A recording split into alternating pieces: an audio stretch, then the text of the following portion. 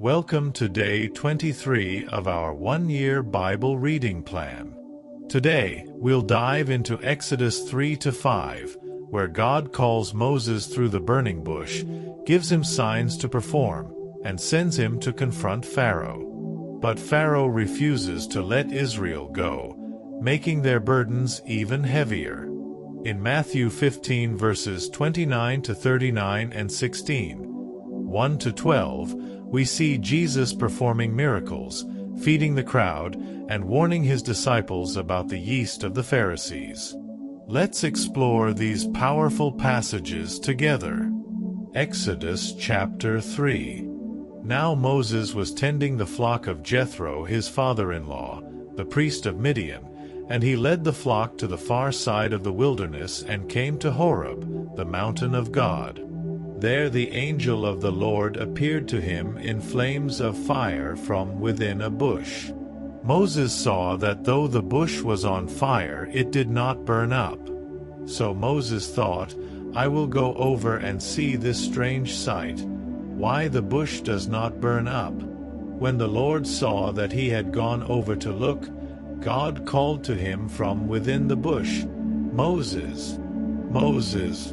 And Moses said, Here I am. Do not come any closer, God said. Take off your sandals, for the place where you are standing is holy ground. Then he said, I am the God of your father, the God of Abraham, the God of Isaac, and the God of Jacob. At this, Moses hid his face, because he was afraid to look at God. The Lord said, I have indeed seen the misery of my people in Egypt. I have heard them crying out because of their slave drivers, and I am concerned about their suffering. So I have come down to rescue them from the hand of the Egyptians, and to bring them up out of that land into a good and spacious land, a land flowing with milk and honey, the home of the Canaanites, Hittites, Amorites, Perizzites, Hivites, and Jebusites. And now the cry of the Israelites has reached me, and I have seen the way the Egyptians are oppressing them. So now, go. I am sending you to Pharaoh to bring my people the Israelites out of Egypt. But Moses said to God, Who am I that I should go to Pharaoh and bring the Israelites out of Egypt? And God said, I will be with you. And this will be the sign to you that it is I who have sent you. When you have brought the people out of Egypt, you will worship God on this mountain. Moses said to God, Suppose I go to the Israelites and say to them, The God of your fathers has sent me to you, and they ask me, What is his name? Then what shall I tell them? God said to Moses, I am who I am. This is what you are to say to the Israelites, I am has sent me to you. God also said to Moses, Say to the Israelites, The Lord, the God of your fathers, the God of Abraham, the God of Isaac, and the God of Jacob, has sent me to you. This is my name forever, the name you shall call me from generation to generation. Go, assemble the elders of Israel, and say to them, The Lord, the God of your fathers, the God of Abraham, Isaac, and Jacob, appeared to me and said, I have watched over you and have seen what has been done to you in Egypt. And I have promised to bring you up out of your misery in Egypt into the land of the Canaanites, Hittites, Amorites, Perizzites, Hivites, and Jebusites, a land flowing with milk and honey. The elders of Israel will listen to you. Then you and the elders are to go to the king of Egypt and say to him, The Lord, the God of the Hebrews, has met with us. Let us take a 3-day journey into the wilderness to offer sacrifices to the Lord our God. But I know that the king of Egypt will not let you go unless a mighty hand compels him. So I will stretch out my hand and strike the Egyptians with all the wonders that I will perform among them. After that, he will let you go, and I will make the Egyptians favorably disposed toward this people, so that when you leave you will not go empty-handed. Every woman is to ask her neighbor and any woman living in her house for articles of silver and gold and for clothing, which you will put on your sons and daughters. And so you will plunder the Egyptians. Exodus chapter 4. Moses answered, "What if they do not believe me or listen to me and say, 'The Lord did not appear to you'?" Then the Lord said to him, "What is that in your hand?" "A staff," he replied. The Lord said, "Throw it on the ground." Moses threw it on the ground, and it became a snake, and he ran from it. Then the Lord said to him, "Reach out your hand and take it by the tail." So Moses reached out and took hold of the snake, and it turned back into a staff in his hand. "This," said the Lord, "is so that they may believe that the Lord, the God of their fathers, the God of Abraham, the God of Isaac, and the God of Jacob, has appeared to you." Then the Lord said, "Put your hand inside your cloak." So Moses put his hand into his cloak, and when he took it out, the skin was leprous. It had become as white as snow. "Now put it back into your cloak," he said. So Moses put his hand back into his cloak, and when he took it out, it was restored, like the rest of his flesh. Then the Lord said, "If they do not believe you or pay attention to the first sign, they may believe the second. But if they do not believe these two signs or listen to you, take some water from the Nile and pour it on the dry ground. The water you take from the river will become blood on the ground." Moses said to the Lord, "Pardon your servant, Lord. I have never been eloquent, neither in the past nor since you have spoken to your servant. I am slow of speech and tongue." The Lord said to him, "Who gave human beings their mouths? Who makes them deaf or mute? Who gives them sight or makes them blind? Is it not I, the Lord? Now go. I will help you speak and will teach you what to say." But Moses said, "Pardon your servant, Lord. Please send someone else." Then the Lord's anger burned against Moses, and he said, "What about your brother, Aaron the Levite? I know he can speak well. He is already on his way to meet you, and he will be glad to see you. You shall speak to him and put words in his mouth. I will help both of you speak and will teach you what to do. He will speak to the people for you, and it will be as if he were your mouth and as if you were God to him. But take this staff in your hand so you can perform the signs with it." Then Moses went back to Jethro his father-in-law and said to him, "Let me return to my own people in Egypt to see if any of them are still alive." Jethro said, "Go, and I wish you well."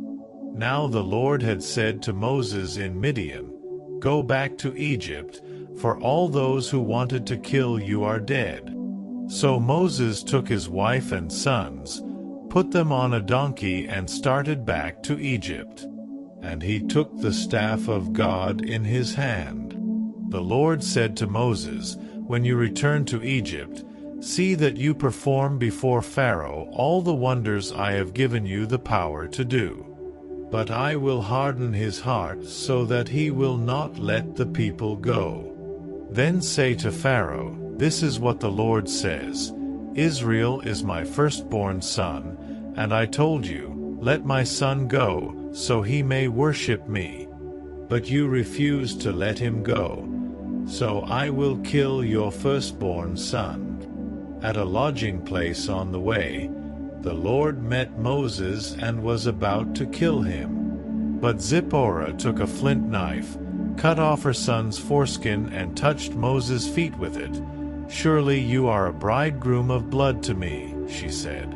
So the Lord let him alone. At that time she said, "bridegroom of blood," referring to circumcision. the Lord said to Aaron, "Go into the wilderness to meet Moses."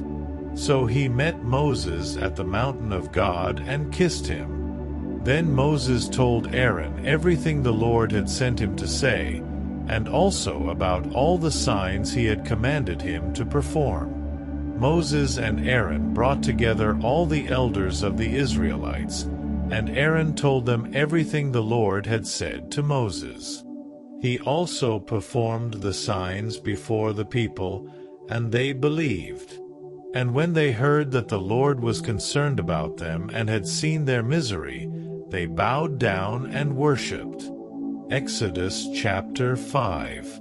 Afterward Moses and Aaron went to Pharaoh and said, "This is what the Lord, the God of Israel, says, 'Let my people go, so that they may hold a festival to me in the wilderness.'"